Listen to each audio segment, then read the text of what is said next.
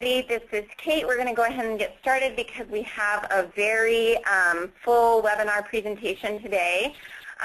We are welcoming Deepti Shinde and Dawn Creech from the OHA PCPCH program to talk about the 2014 PCPCH recognition criteria.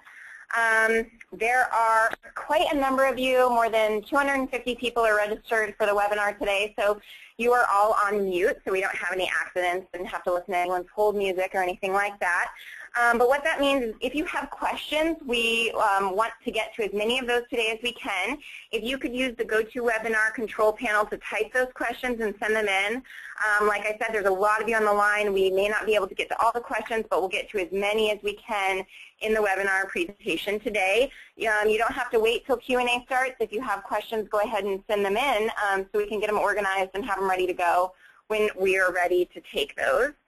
Before I turn things over to our panelists, I just want to say a little bit about the Institute, which was launched late last year as a public-private partnership between the Oregon Health Authority, the Northwest Health Foundation, and Quality Corps, with the purpose of offering a broad array of technical assistance to practices that are working towards primary care home transformation. So we have a series of learning collaboratives where we partner practices with technical assistance experts, resources including webinars through the website, pcpci.org, and we've also convened leaders around topics to support transformation efforts and quality improvement and practices throughout the state. I'm going to go ahead and turn things over, I think, to Deepti to get us started with the agenda. So this is our very full agenda for the next hour. I'm going to begin with a brief overview of the PCPCH program. And I think some of you might have already heard this information before, but we have those on the line today that are new to the PCPCH program and to the model, so please bear with us. Then we're going to go through the updates to the PCPCH recognition criteria and what that criteria means for your clinic. We're going to go into detail about the scoring and the must-pass requirements, along with the standards that were part of the 2011 criteria that you're familiar with. Then we're going to talk about the new optional standards that are in the 2014 criteria, some technical assistance and resources that are available to you, and then end with hopefully plenty of time for questions and answers. So Oregon's PCPCH program was established through House Bill 2009, and it was intended to create access to patient-centered, high-quality care and reduce costs by supporting practice transformation at the primary care level. Within this program, we have some key functions, recognizing clinics that meet the PCPCH standards and verification, refinement and evaluation of the PCPCH standards over time, communication and provider outreach, coordination across OHA divisions, CCO development, and health reform initiatives, which is especially important right now with all the healthcare transformation work going on in Oregon. Work with public and private payers to restructure primary care payments to align with the framework, and development of technical assistance solutions for practices. Oregon's goals for the PCPCH were based on the Oregon Health Policy Board's action plan. And those goals include that all OHA lives, which is over 900,000, receive care through a patient-centered primary care home, that 75% of Oregonians have access to quality care through a PCPCH by 2015, and that there's a spread of the model to private payers and qualified health plans via the exchange, which, as you know, just launched yesterday. The PCPCH program convened a multi-stakeholder standards advice committee in 2010 to develop the first version of the PCPCH standards for recognition. The criteria that you see here involves a set of standards that are organized under 6 core attributes. These core attributes describe the key areas that primary care homes focus on. Our program began accepting applications for recognition just about 2 years ago in October of 2011.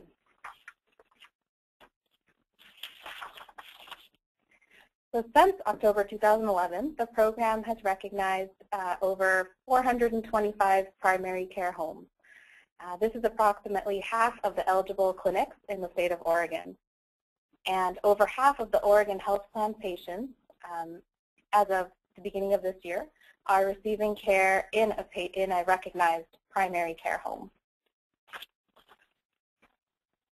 From this map, you can see that primary care homes are spread out throughout the state, and all types of clinics have already achieved PCPCH recognition, including family medicine, peds, internal medicine, school-based health care centers, community mental health clinics, women's health clinics, rural clinics, solo providers, and more. Currently, our program is working to get more clinics in Eastern Oregon recognized.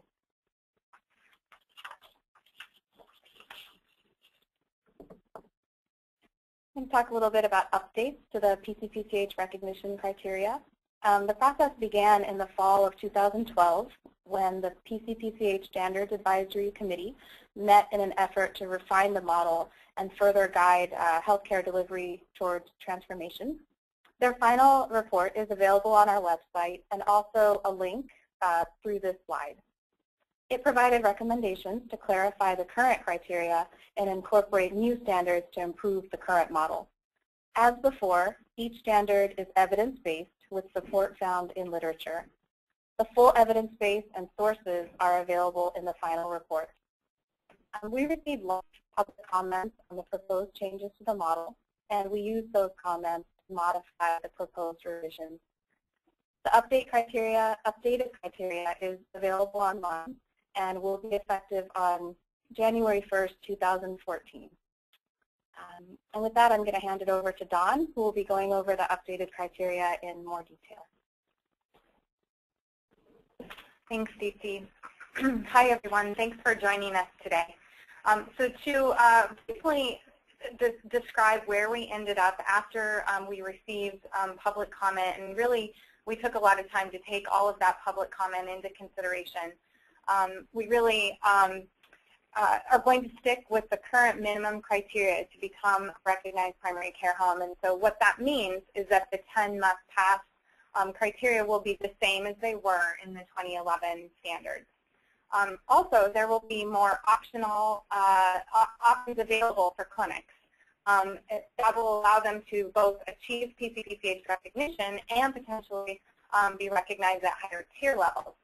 And what that means is that the tier scoring will be the same, but there will be more points on the table that will allow clinics the opportunity to become recognized at higher tier levels. The other change that we're making is that the application renewal cycle is expanded from annually to every 2 years. So starting with clinics that submit either new or annual or renewal applications on September 3rd, 2013 or after, the clinics will have a 2-year renewal cycle, which means they won't have to reapply for 2 years. However, we want to give folks the option to reapply every 6 months if they're able to meet a higher tier level or even just a higher overall score. You will have the opportunity to do that. Lastly, we're very excited about the opportunity for primary care homes to become Tier 3 star performers. Now, we do not yet have the criteria for what the Tier 3 star designation will be. We've actually received a lot of great input from the community, and we'll certainly be taking that all into account, and we will release the information about what that will be no later than June 2014. However, it's important to note there won't be any new standards or anything else that would be required. Whatever we decide for the Tier 3 star designation will be based off what is in the 2014 standards. So just some things to keep in mind as we start talking about the 2014 criteria is that many of the standards build on other health system transformation work in Oregon. So things like and keep in mind that this was done very purposefully. And things like the Meaningful Use Comprehensive Primary Care Initiative, which about 68 primary care homes are participating in that, and the CCO districts. And the idea is that clinics are working on these other health system transformation activities, and there's lots of ways for them to earn points for things that they may already be doing. Second, it's really critical to keep in mind that all of the important details about the recognition criteria are found in the technical specifications. This is what we're calling the 2014 TA Guide, and we're excited to announce that the 2014 TA Guide will be available on our website this week. We're putting the finishing touches on it. We want to make sure everything's right, and we will send out an announcement and let you know when it's posted and available on our website. Lastly, if you come away with just one thing from this webinar today, I would hope is the message that the 2014 TA Guide will contain many clarifications. So even if your clinic attested to a standard before, it's very important to read the updated specifications carefully to make sure your clinic is meeting that standard before you submit an application attesting to that. So what does the 2014 criteria mean for your clinic? Well, first of all, as you mentioned, on January 1st, the updated application with the new standards will launch. So what that means is that clinics that submit either a new or a renewal application on January 1st or after will be attesting to the updated 2014 criteria. Second, if your clinic is already recognized and has a current effective date of recognition between September 3rd, 2012 and December 31st, 2012, you have automatically been granted the grace period until January 31st to submit your renewal application. So this means your clinic has one of two options. Number one, you can submit your renewal application sometime this fall before December 31st. Or you can choose to wait and submit your application in January when the 2014 criteria become available. As long as your clinic submits a renewal application before January 31st, 2014, you won't have a lapse in your recognition status. Now, if you're wondering what your clinic should do, it's important to keep in mind that there's really no disadvantage if you decide to wait to apply under the 2014 criteria. Because all of the new standards are optional, you can attest to the same things now as you will be able to attest to under the 2014 criteria. And there's actual advantages to waiting to apply under the 2014 criteria. First of all, as we talked about, there's going to be more optional standards, so there's more points on the table that you can earn towards your recognition status. And secondly, only clinics that apply under the new under the 2014 criteria would be potentially eligible to receive the new Tier 3 star designation. If you have any questions about your clinic's options, please contact us and we'll be happy to talk with you about that. So we're going to talk about the 2014 Technical Assistance Guide, the 2014 TA Guide. As I mentioned, we are working really hard to have it on our program website this week. We are combining what used to be the implementation guide, and then we had a separate document that was the Technical Assistance and Reporting Guidelines. We're going to combine that into one document, so you'll have everything you need in one place. The TA Guide will give more examples, better clarification of any documentation requirements, and how you should collect and calculate your data. So it's going to be a real improvement over what we had before, and we're really excited to share that with you this week. Also, something that will be new to the 2014 TA Guide is we'll have best practice notes, which will be little text boxes that contain helpful information, links to resources, and really encourage clinics to move beyond sort of the checklist and implement best practice approaches. So I know that many of you on this webinar today probably already know this, but again, since we have so many people, we really want to make sure that everyone understands how the PCPCH scoring works. So first, we recognize clinics at the practice site level. We do not recognize individual providers, and we do not recognize at the organizational level. This means that each physical practice site must apply separately. This also means that anything that a clinic attests to in their application and the data submitted by the clinic must be applicable to that practice site and across all providers and patients at the clinic. If you have questions about how your clinic should apply, please do contact us before you submit a PCPCH application, and we'll be happy to talk about your options. Next, there are really 10 must-pass criteria that every clinic must meet in order to be recognized at any tier level.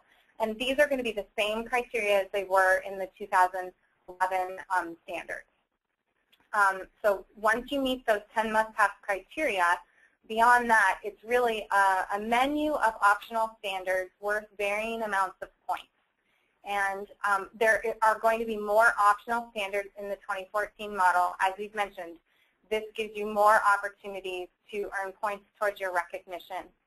And we really like to say that all of these optional standards are really more ways for clinics to get credit for the good things that you may already be doing or things that you want to start doing. And so after you total up all your points from the optional standards, the total points that you accumulate determines your clinic's overall tier of PCPCH recognition. So this allows you a lot of flexibility. You might be able to do some things that are really advanced and worth 15 points, and you may be working on some things like providing after-hours access to care that's worth 5 points. And it's really the total of all those points determines your overall tier of recognition. So that leads us to the tiers, and we just really like to describe this as sort of different levels of primary care homeness, where Tier 1 is really your basic primary care home, has all the foundational elements in place, and you can see that the scoring is the same as it was for the 2011 model.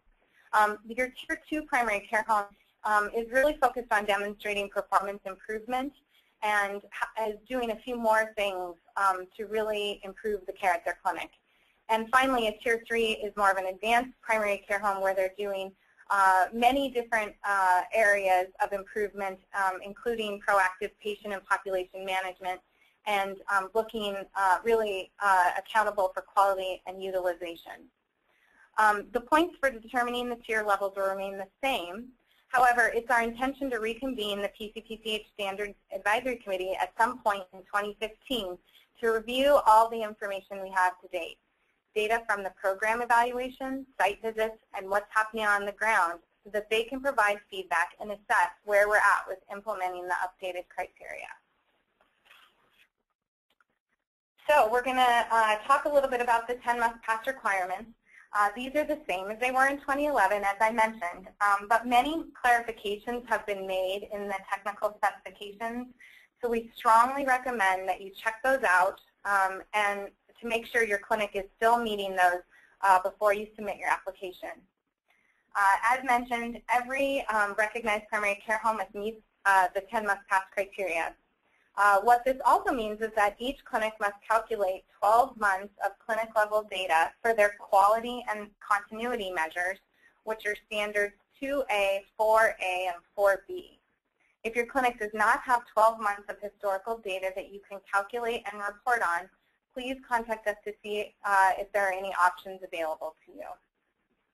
One important thing to note is that clinics do not need to have an electronic health record to meet all of these must-pass requirements and become recognized. The PCPCH Standards Advisory Committee strongly feels that all clinics in Oregon should be able to at least become a Tier 1 primary care home. And we even have some clinics that do not have electronic health records that are recognized as a Tier 2. So first, we're going to talk about standards that were part of the 2011 criteria and will still be part of the 2014 criteria. So, and this just sort of gives us a way to think about it, that many of the standards and measures that you will see will be the same. For example, that the primary care home offers access to in-person care at least 4 hours a week outside of traditional business hours.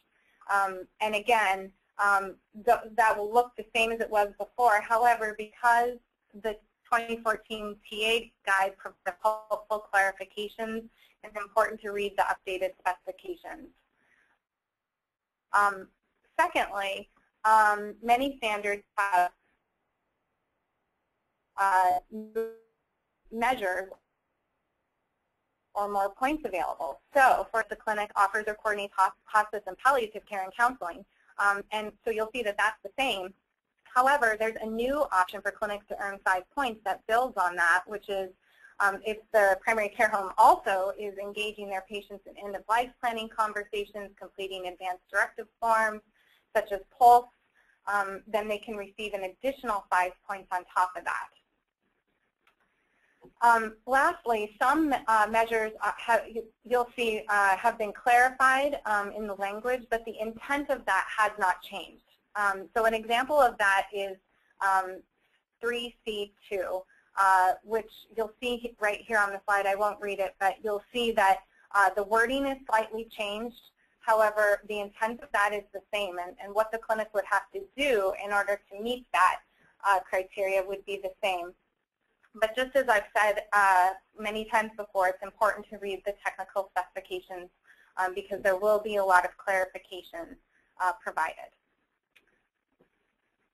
The 2014 TA Guide also provides better explanations and clarifications about when clinics must use individual clinician assignments if the team has implemented team-based care, and then they can use their team for calculating continuity. And so, for example, we've noticed on some of our verification site visits that clinics aren't calculating their continuity data correctly, and so the 2014 guide will provide a lot of helpful information to make sure that you are doing it correctly. And of course, please contact us if you have any questions about how you should calculate your data, and we can talk with you about that.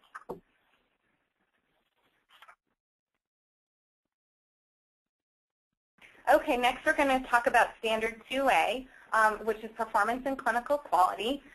You will see it's very similar to the way it was in 2011, except that there'll be an updated core and menu set of quality measures to choose from, and more of those quality measures will have benchmarks available for you.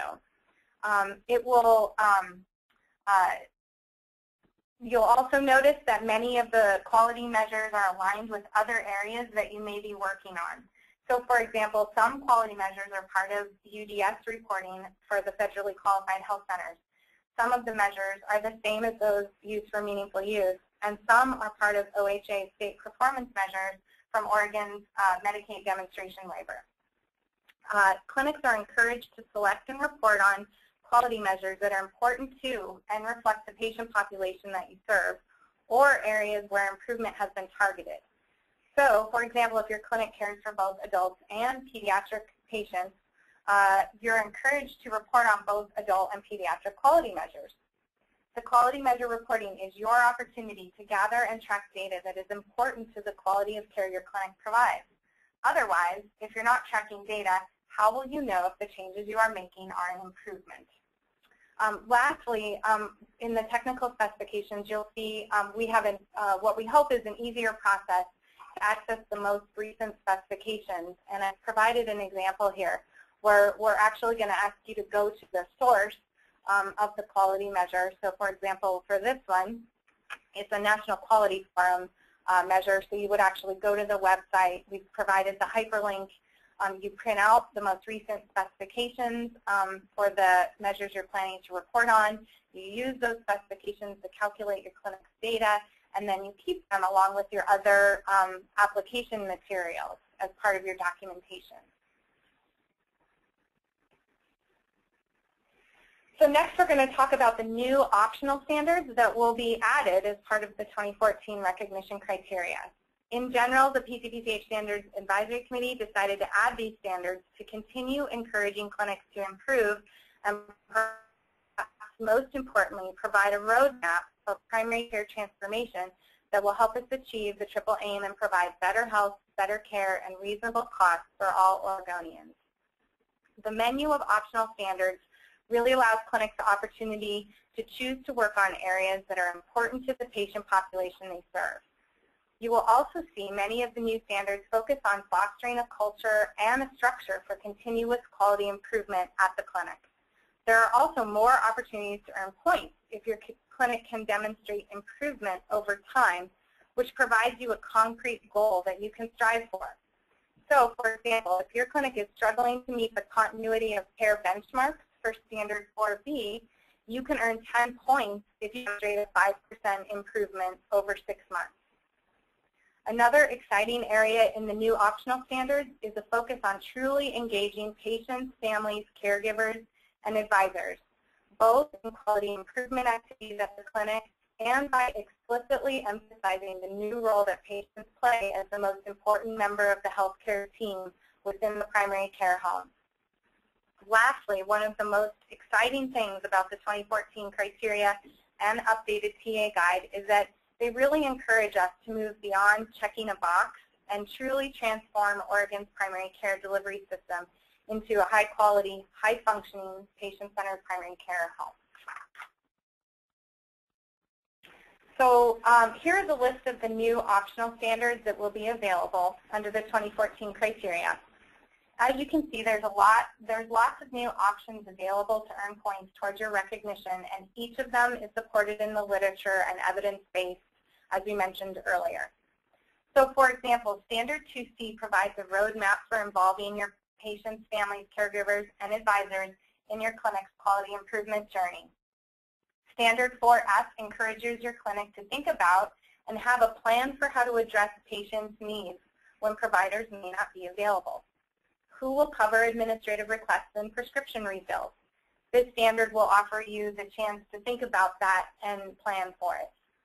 Finally, Standard 6D builds on current evidence that communication and trusting relationships are critical for better outcomes, including patient empowerment, self-management through better adherence to medications, improved chronic disease control, and reduced cost of care.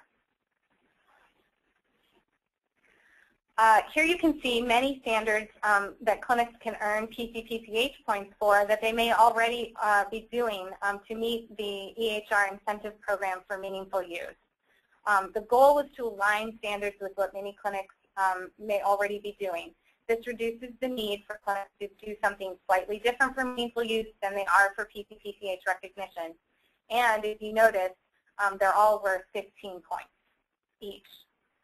Please note that clinics not eligible for meaningful use payments can still meet these by following the specifications and meeting the intent of the standards.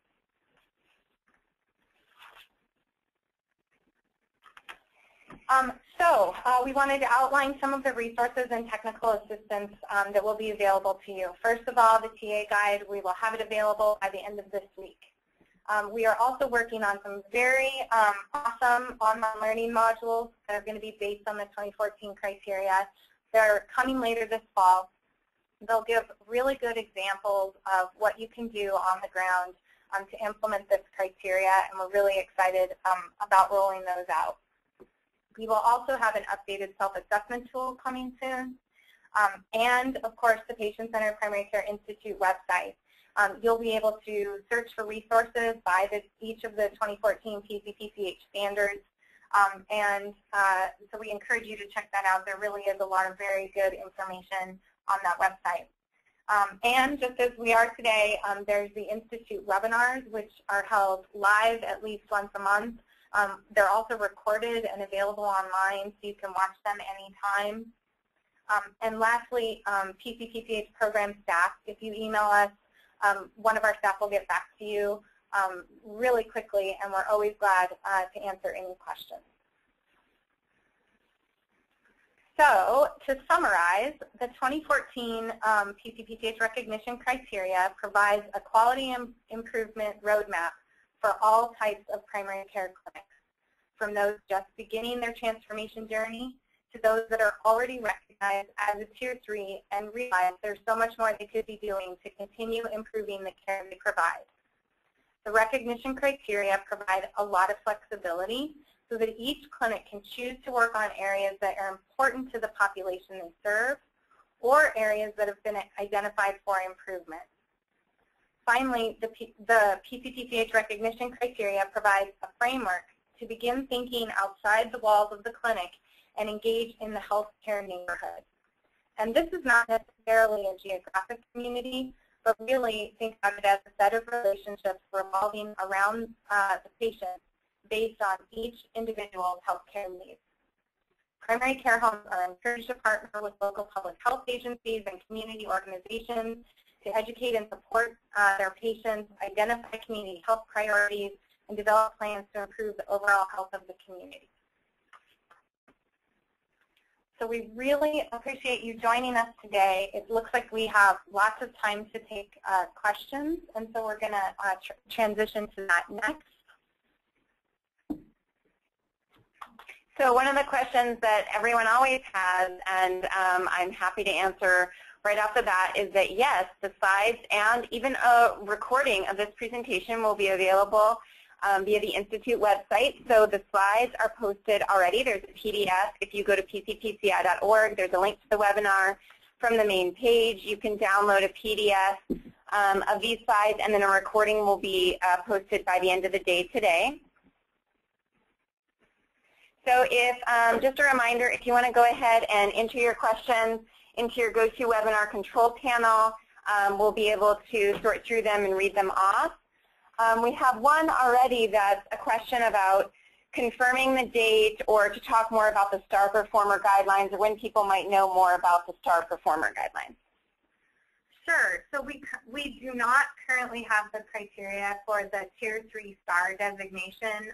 We're gathering community feedback, and we will have information no later than June 2014. But there won't be anything new that clinics will be required to do. It will be based on what you see in the 2014 recognition criteria. Okay, so there was another question that came in. There are standards that reference benchmarks. Are there any particular benchmark or a certain one that's endorsed by OHA to use for those standards? Sure. We actually gathered the benchmarks from a variety of places. Whenever possible, we try to align the benchmarks with already existing resources. So in general, some of the benchmarks are aligned with the CCO measures whenever possible. Other benchmarks were set from CAPS or NCQA. But there is no single source, but you can be assured that they're aligned with other places as much as possible.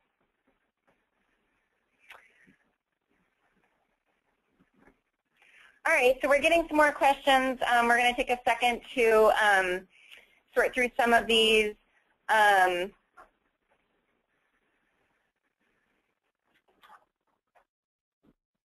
So for the new optional points related to if you qualify for meaningful use 1 or 2, for clinics that do not qualify for meaningful use but can use these points, do they have to go through the meaningful use process? That's a good question. So we want to give clinics a lot of flexibility. So there is the opportunity, even if your clinic is not eligible, if you're still doing the activity and following the meaningful use specifications for that particular measure, that you can still attest to it. And I think that information will be a lot more clear when you see it laid out in the 2014 TA guide. So there was another question about whether Q-Core data will still be available for clinics who don't have an EHR or the capacity to calculate quality metrics in other ways. That's a great question. So yes, the Quality Core data can still be used for clinics that would like to use that. It will pre-populate into the PCPCH application. However, for clinics that don't have an EHR, or even clinics that have an EHR but maybe they can't pull data out of it, they really have two options. And the first option is to do a random chart review of at least 30 patients to do both their quality measure reporting and their continuity measure reporting.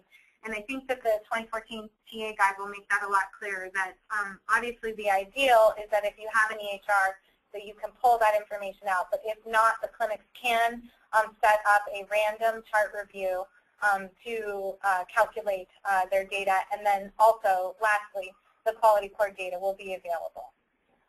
Okay, great. There's another question about multi-site organizations and the requirement for submitting individual versus organizational-wide applications. Will information about that be available in the the upcoming TA guide? Yes, there is information stating that we will not, we recognize clinics at the individual practice site, not at an organizational level. So if you're part of an organization that has maybe 3 clinics or 2 clinics at different locations, in general we recognize each clinic at a physical location, and each of them have to submit data and then on an application that's specific to that clinic. But we know that this can be kind of a gray area depending on how your organization or your clinic is set up. And if you have any questions about how you should apply, please do email us, and we'll be happy to have a conversation with you to figure out the right way for you to apply for recognition. Okay, and then there's a question about whether there'll be a tracked changes version of the technical guide, or is there something that really points out just the changes, or how would someone, you know, how could you call attention to what has changed or what people should look out for? We will not have a track change version of the technical assistance and reporting guidelines. However, we do currently have on our website what we call the quick reference guide, and it goes through by each standard and each measure, and there is a column that actually says, is this unchanged or is this new to the 2014 criteria? So that will give you some direction. But because there are so many enhancements to the 2014 TA guide, there's nothing we could do in terms of track changes. But I think in general, once you look at it, it will be very clear. Okay, and then there is a question on whether you plan on conducting site visits in the next year, or if you can talk more about site visits, just in general too. Sure. So our verification site visits launched just about 1 year ago, and I think so far we've conducted about 40 site visits. And yes, we will continue conducting verification site visits. It's an important part of our program integrity. When clinics submit applications, they are attesting to doing the different things in the PCPCH model. And as part of our program integrity, we want to ensure that clinics are doing things that they attest to. Other recognition programs require a large amount of documentation up front when clinics apply for recognition, and in an effort to reduce the burden, the administrative burden on the clinics, we do not require that. However, we do conduct the site visits at clinics to really verify that they're doing what they said they were doing on their application. But furthermore, the site visits are really a great opportunity for technical assistance and collaboration. And we have some exciting things we'll be rolling out this fall to actually provide some additional technical assistance and support for clinics that have a site visit. So one of the questions that came up was about saying the slides addressed sites that attested in 2012, and when they should reapply. But what about sites that attested in 2013? So can you answer that, and then maybe talk about the timeline more generally, just to remind people about that? Sure. So if your clinic has current effective date of recognition in 2013, if you were recognized before September 3rd, 2013, then you are due to reapply 1 year from your effective date of recognition. So whenever it's been, probably 10 months since your effective date of recognition, you want to check in and begin the application process. However, if you've submitted an application on September 3rd, 2013 or after, then you've been granted a 2-year recognition renewal process, so you're not required to reapply until 2 years from your effective date of recognition. However, if you've applied in 2013, but you're excited about the opportunity to maybe increase your tier level or increase your total points, if it's been at least 6 months since your last effective date of recognition, you'll have the opportunity to apply again under the 2014 model if you choose. There's a question specifically if there is a checklist of things you're looking for at a site visit, or how people might know how to prepare. Yeah, so that's an excellent question. It was something I was going to mention on this webinar, actually, is that in the 2014 TA guide, we actually have a section called documentation requirements, and we actually list out what it says, at a verification site visit, here is the documentation you would need to have to support your attestation for that particular standard. So in the 2014 TA guide, there will definitely be more information there about what's required. In addition, I think at some point we would definitely like to do possibly a webinar, if not just posting some more information about the site visit. However, as our site visit program evolves, we're continuing to improve it as we go along and we learn. And so when we get to a place where we have information that we can share with you, we will definitely be doing that. So there was a question about if you could talk more generally about partnering with community organizations. And so I'm sure there's a lot of noise to answer that, but maybe you could talk more generally, and if the person who had the question about that wants to ask a follow-up, they could.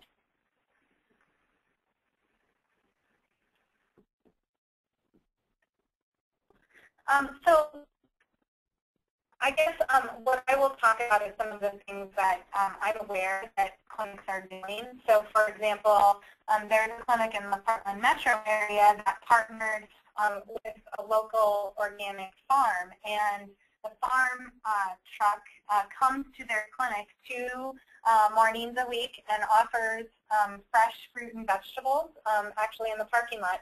And they know that given that clinic's patient population, they even arrange so that the food truck can take food stamps. And so the patients there have easy access to fresh fruits and vegetables that don't cost a lot actually at the clinic site. Other clinics have said, hey, you know, we really have a lot of patients that are struggling with chronic pain, and so they've partnered with an organization to bring in chronic pain groups that are actually support groups that are held at the clinic once a week, and patients participate.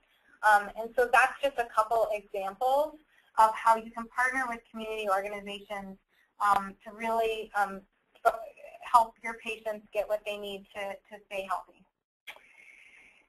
So there was a question about where you get or find the 2014 CA guide, but I think that might have been a typo and might mean TA guide. So when it is available, where would someone find that?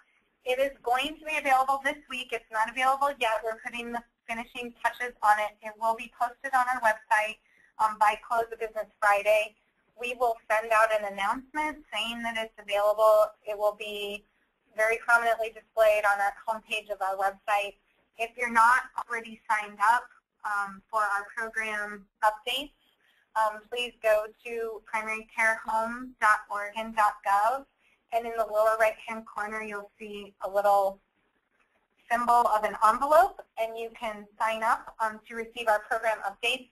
Anytime we have important information to share, we do send out, it's called the Gov Delivery System, and we do send out announcements that way. So look on our website probably either over the weekend or Monday morning, and it will be available. And then could you talk about the advantages from a clinic perspective to being PC/PCH recognized and achieving higher tiers? Sure. So a lot of clinics are using PC/PCH recognition for various things, such as a lot of them use it for marketing purposes. So many clinics are putting on their website and having in patient brochures and other things that they have been recognized by the Oregon Health Authority for providing high-quality care and becoming a recognized primary care home. Primary care homes also receive materials that helps consumers know that they've been recognized. So we have posters and window decals and patient brochures. So there's certainly a business case to be made for clinics sort of publicizing that they're PC/PCH recognized. Secondly, I know that a lot of clinics really feel like becoming recognized has given them the roadmap that we've talked about, and really provides them the opportunity to look at the roadmap and say, okay, here's all the things we could work on to continue improving quality care and making sure that we're really providing the best evidence-based care to our patients. And so they use the PCPCH criteria as that guide for what they want to work on next. Do we want to work on access next? Or do we really want to work on the patient, involving patients and families? And so that's one area. And the third area is we are seeing both public and private payers offer payment incentives for recognized primary care homes, both for the clinic and we're seeing consumer incentives where some health plans are offering reduced cost sharing for patients that receive care in a primary care home. So there's certainly a number of reasons why clinics would become recognized. Okay, so there's a question about whether or not you provide PCPCH brochures or if clinics can print them from the website or how that works. Yes, if your clinic is recognized as a primary care home, you can go to our website on the resources page, and the patient brochures are available for you to download. You can customize them. So on the back page of the brochure, you can put in your clinic name, your phone number, your address, your clinic website, and then you can get the brochures printed at your convenience. And currently the brochures are available in 7 different languages, and we just do those by request. And so if you want them translated to another language, because that's, you have folks at your clinic that need that, just let us know, and we're happy to get those further translated. But I think 7 languages so far is pretty awesome. Okay, so it looks like we have a few more minutes for questions. We're going to take a minute to look through some of the other questions that have come in. So if you have any additional questions, please go ahead and type them into the GoToWebinar control panel.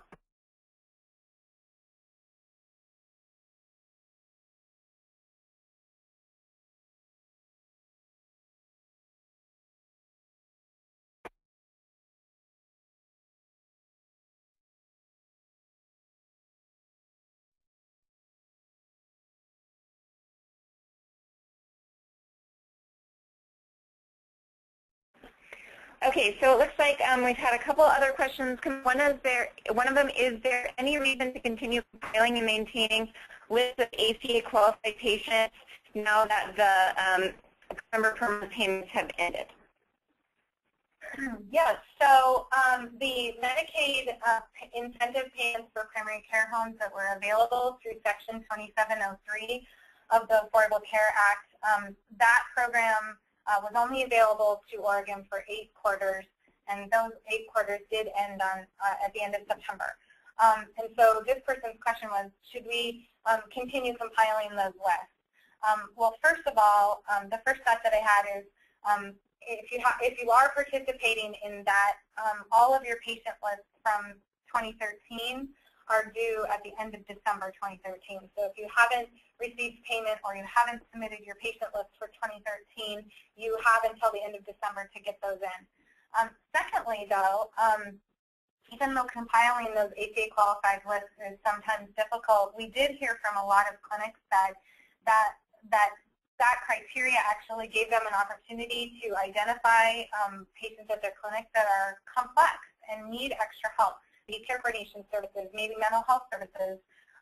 And so a lot of folks are using that as sort of their high-risk population that they're going to choose to provide more comprehensive services for. So certainly if you wanted to continue looking at folks that met that specific criteria, or if your clinic had other criteria for how you think what defines more complex patients and those that really need that extra care coordination and services, then you could do that, or some clinics have their own criteria that they use for defining their complex patients. Also, I know that we've already sent information out about this, but the Oregon Health Authority is working with the Oregon Health Leadership Council to convene a multi-payer conversation of both public and private payers about supporting primary care in Oregon. And I know you all are waiting to hear the information from that, and we will definitely have something for you this month that we can share about the results of that multi-payer conversation. The OHA felt it was really important that the primary care homes are being compensated for the care that they are providing for all of their patients, not just their Medicaid patients, since the PCPCH model is not Medicaid specific. It's for the care you provide all your patients. And so they convened that multi-payer conversation to talk about that. Okay, so it looks like there's a couple more minutes if there are any remaining questions or follow-up questions that we can address right now. And if not,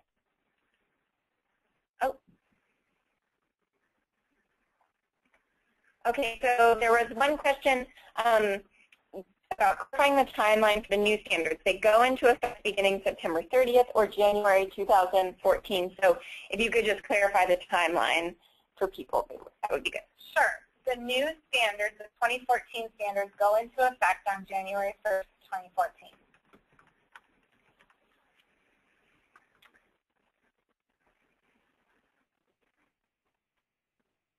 Okay. All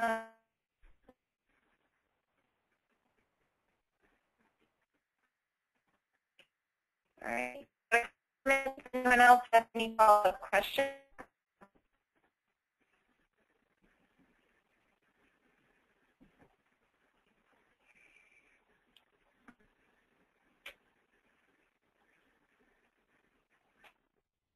So there's a question about if a practice is currently PCPCH recognized or expanding to another site or location, if you can speak to that. Are they automatically covered under the same tier, or would that change? No, they're not automatically covered under recognition. Each physical site is required to pay. And as a application, the clinic is required to provide 12 months of historical your quality and continuity measures. So technically, a clinic would have to be open for business and be able to provide 12 months of data in terms of quality and continuity at that clinic site. However, we do have a policy of granting exceptions in some circumstances for clinics that are open and are able to provide at least 6 months of quality and continuity data. So please contact us to discuss your options. You can just send us an email, and we will definitely get back to you. We have lots of actual new clinics that are excited about being PCPCH recognized, which makes us really happy. Okay, so will you be continuing to send email heads up when recertification is due? Yes, we've been sending emails to folks when they're due to reapply for PCPCH recognition.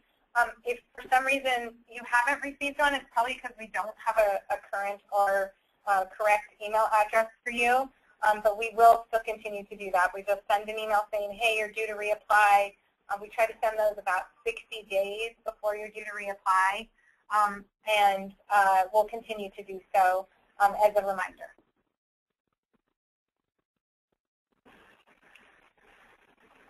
So there's a question about 12 months of data from when to when.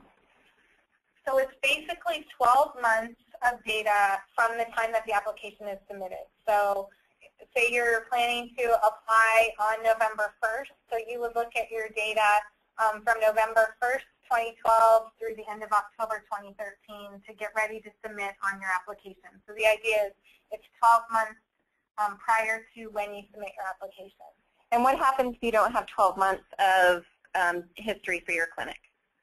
As I mentioned, we do, if for some reason you only have 6 months of data for your quality and continuity measures, we can grant your clinic an exception, but you do have to contact us and talk about it first before you apply for recognition. So if you have questions, just please send us an email.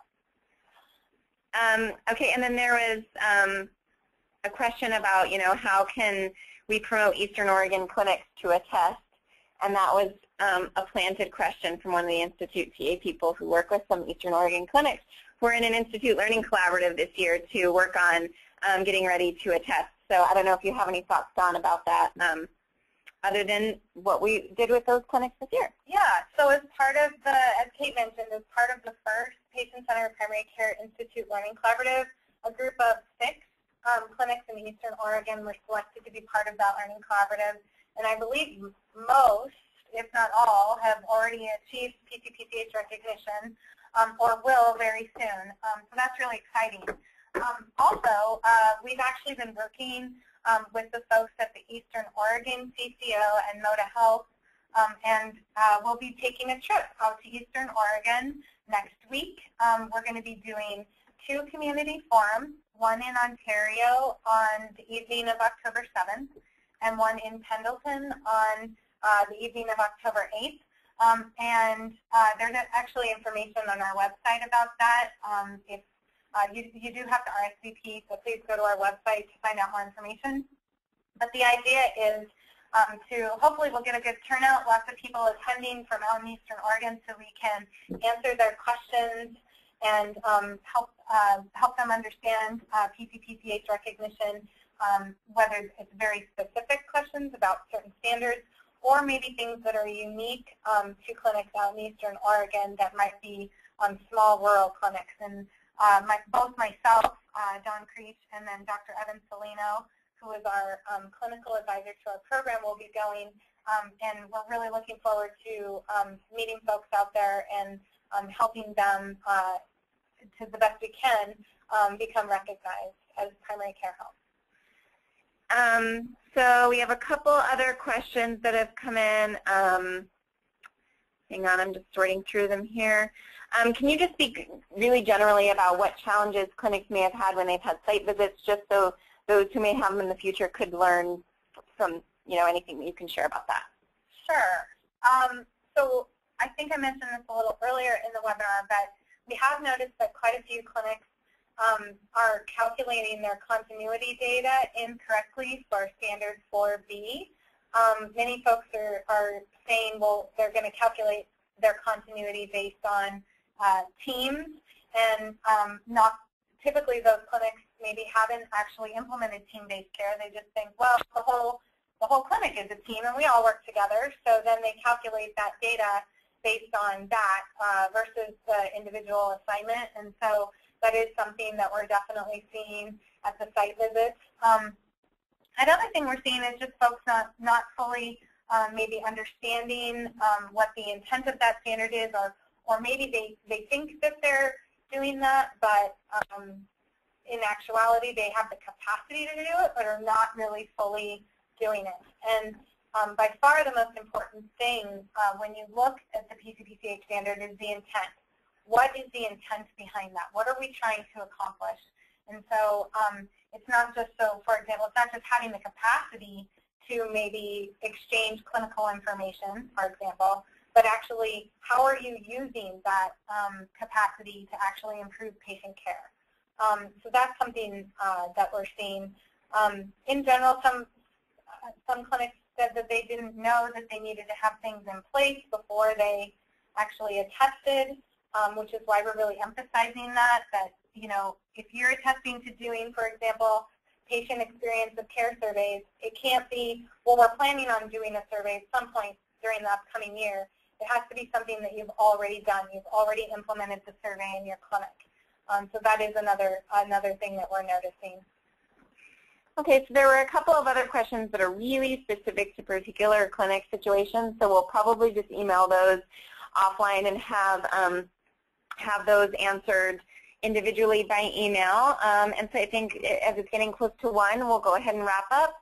Again, the slides from this webinar and a recording will be posted on the Institute website for people to access. There is a short survey after this webinar, so please hang on and provide your feedback about the webinar today via that survey. It helps us make webinars better in the future. Thanks a lot to Dawn and Deepti for their time today, and we hope that everyone learned a lot.